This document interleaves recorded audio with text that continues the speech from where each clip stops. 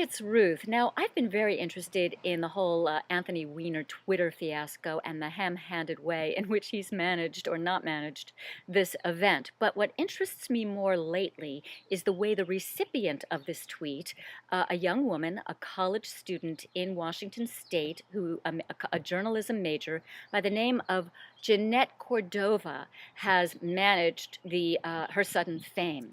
Now, as you can imagine, every media outlet conceivable has asked her for an interview, and she has steadfastly refused. She knows that it's like Icarus flying too close to the sun. She is likely to get burnt. And in fact, even though she's refused, she's still gotten burnt a bit.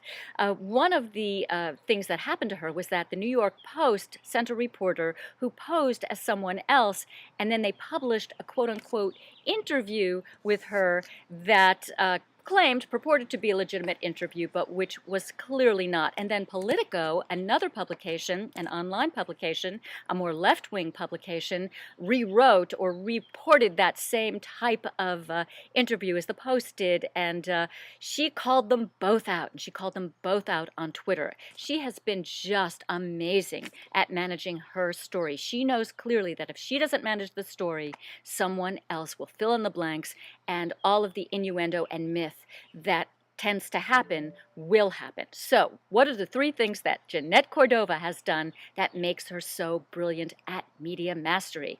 Well, the first is that she hasn't talked to the press. I've just mentioned that. She's refused. I call this the Jackie Kennedy Onassis principle of media mastery.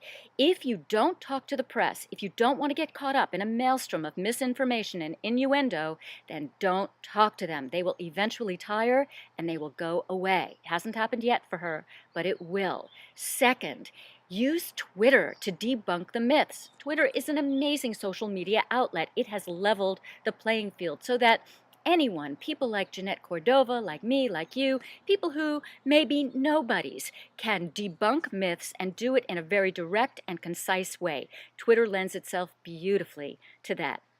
And number three, be polite.